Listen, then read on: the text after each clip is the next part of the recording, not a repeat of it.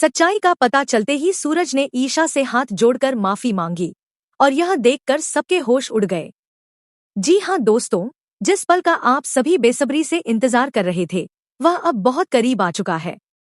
जल्द ही सूरज के सामने ईशा की वह सच्चाई आने वाली है जिसे जानकर उसकी पूरी दुनिया हिल जाएगी। अब तक आपने देखा कि कैसे सूरज अपनी गलतफहमियों में उलझकर ईशा को बार बार नीचा दिखाने की कोशिश करता रहा। वह हमेशा यही सोचता रहा कि ईशा उसकी जिंदगी में सिर्फ परेशानियां लेकर आई है, लेकिन सच्चाई इससे बिल्कुल अलग है। जैसे ही सूरज को पता चलता है कि ईशा ने उसकी कामयाबी के लिए अपनी पूरी जिंदगी दांव पर लगा दी, अपने सपनों को कुर्बान कर दिया, यहाँ तक कि उसे आईएएस बनाने के लिए अपनी खुशियों तक छोड़ दी, यह सब जानकर वह अंदर से टूट जाता है। फिर वही सूरज जो कभी ईशा को अपने ऑफिस से निकालने पर तुला हुआ था, अब उसी के सामने हाथ जोड़कर खड़ा होता है। उसकी आंखों में आंसू होते हैं और वह ईशा के पैरों में गिरकर माफी मांगता है। यह नजारा देखकर ताई माँ और पूरा परिवार हैरान रह जाता है।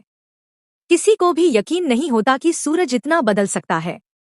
अब जरा पीछे चलते हैं और समझते हैं कि यह सब कैसे हुआ।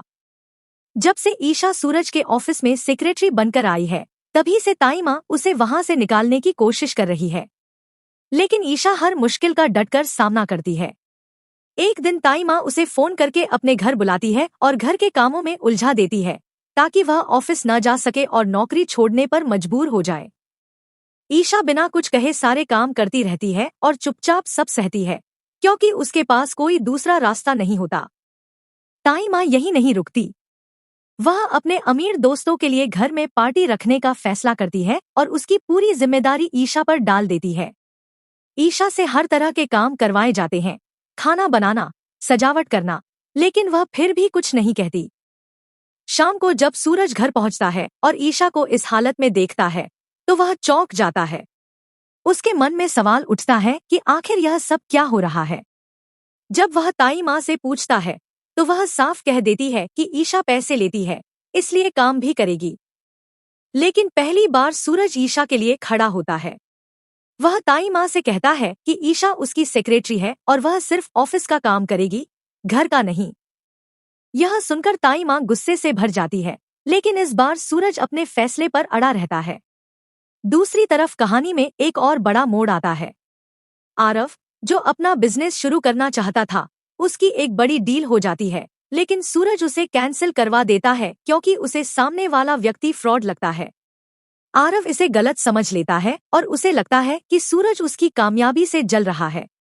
यहीं से उसके दिल में सूरज के लिए नफरत पैदा हो जाती है। ईशा आरव को समझाने की कोशिश करती है कि सूरज ऐसा नहीं है, लेकिन वह कुछ भी सुनने को तैयार नहीं होता। धीरे धीरे वह आकाश के साथ मिलकर सूरज के खिलाफ साजिश रचने लगता है। इधर सूरज के दिल में भी एक अजीब सी बेचैनी बढ़ने लगती है। जब ईशा ऑफिस नहीं आती तो वह खुद को समझाता है कि उसे कोई फर्क नहीं पड़ता, लेकिन अंदर ही अंदर वह परेशान रहता है। उसे एहसास होने लगता है कि ईशा उसके लिए सिर्फ एक कर्मचारी नहीं, बल्कि उससे कहीं ज्यादा है।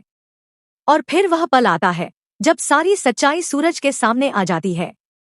उसे पता चलता है कि ईशा ने उसके लिए क्या क्या सहा, कितनी कुर्बानियां दी और कैसे हर मुश्किल में उसका साथ दिया। यह सब जानकर सूरज को अपनी हर गलती पर पछतावा होता है। वह खुद को माफ करने लायक भी नहीं समझता। तभी वह ईशा के पास जाता है, हाथ जोड़कर, आंखों में आंसू लिए, और कहता है, मुझे माफ कर दो ईशा, मैंने तुम्हें कभी समझा ही नहीं। यह सुनकर वहां मौजूद हर इंसान हैरान रह जाता है।